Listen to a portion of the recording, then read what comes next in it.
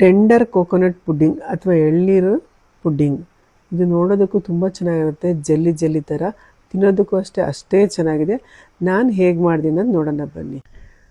ಮೊದಲಿಗೆ ನಾನು 2 ಎಳ್ನೀರು ತೊಗೊಂಡೆ. ಹಾಗೆ ಅದ್ರ ಕಾಯಿನ ಸಪ್ರೇಟ್ ಮಾಡಿಕೊಂಡೆ. ಅದು ಎಳೆದಾಗಿರುತ್ತಲ್ಲ, ಅದು ಗಂಜಿನ ನಾನು ಸಪ್ರೇಟ್ ಮಾಡಿಕೊಂಡೆ. ಚೈನಾ ಗ್ರಾಸ್ ಅಥವಾ ಅಗರನ್ನು ನಾನು 2 ಪ್ಯಾಕೆಟ್ ತೊಗೊಂಡಿದ್ದೀನಿ. ಅದನ್ನು ಕಟ್ ಮಾಡಿಕೊಂಡು ಚೆನ್ನಾಗಿ ವಾಶ್ ಮಾಡಿಕೊಂಡು ಅದನ್ನು ಸಪ್ರೇಟಾಗಿ ಇಟ್ಕೊಂಡಿದ್ದೀನಿ.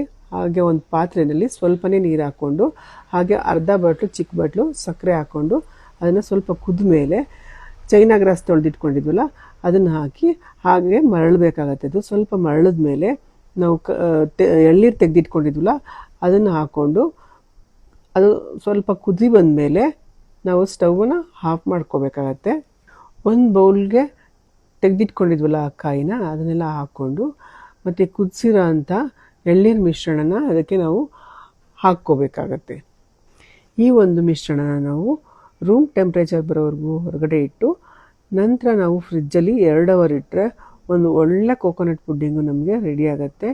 ನೀವು ಒಂದ್ಸತಿ ಟ್ರೈ ಮಾಡಿ ನೋಡಿ. ಹಾಗೆ ಇಷ್ಟ ಆದರೆ ಲೈಕ್ ಮಾಡಿ, ಶೇರ್ ಮಾಡಿ, ಫಾಲೋ ಮಾಡಿ.